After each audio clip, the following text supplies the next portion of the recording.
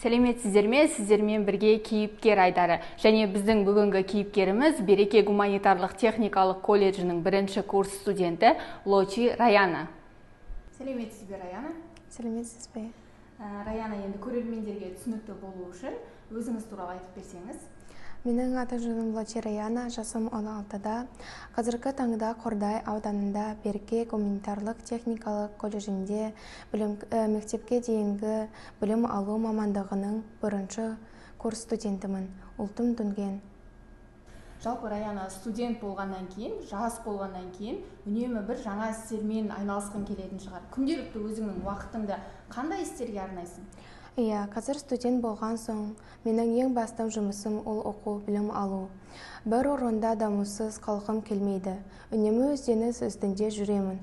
Бос уақытымда үй тапсырмасын орындаймын, кітап оқимын, түрлі фильмдер көремін. Фильмдерді шет тілінде көргенді жақсы көремін. Толықта түсінбесем де тыңдау арқылы тілімді жаттықтырамын. Біздің колледжде жастарға арналған түрлі қызықты әрі пайдалы іс шаралар ұйымдастырады. Сонда неше түрлі іс шараларға қалмай қатысуға тырысамын. Мысалы, жақында ғана Жамбыл облысының 85 жылдығы аясында мәдениет асыл қазынам тақырыбында Қордай ауданында мәдениет күні өтті. Біз сол жерде би биледік, өте қызықты болды. Жалпы уақытымда пайдалы өткізуге тырысамын.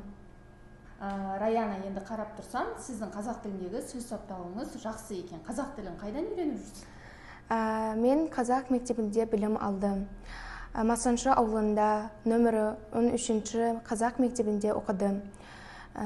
Мен негізі күнделікті өмірде 3 тілді араластырып сөйлеймін. Қазақ, орыс, дүнген тілдерінде. Бірақ менің отбасым, достарым дүнген болғандықтан қазақ тілін күнде 100%-ға қолданбаймын.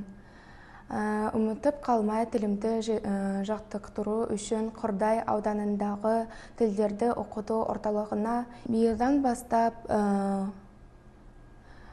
тегін қазақ тілін үйрету курсына жазылдым.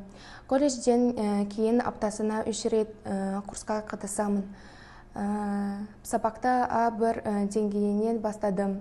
Деңгей дегенмен толықтай үйренгім келеді. Себебі оқу бітіріп диплом алған соң Қазақстан Республикасында қызмет етемін. Яғни мемлекеттік тілді білуім қажет. Өте жақсы, Раяна.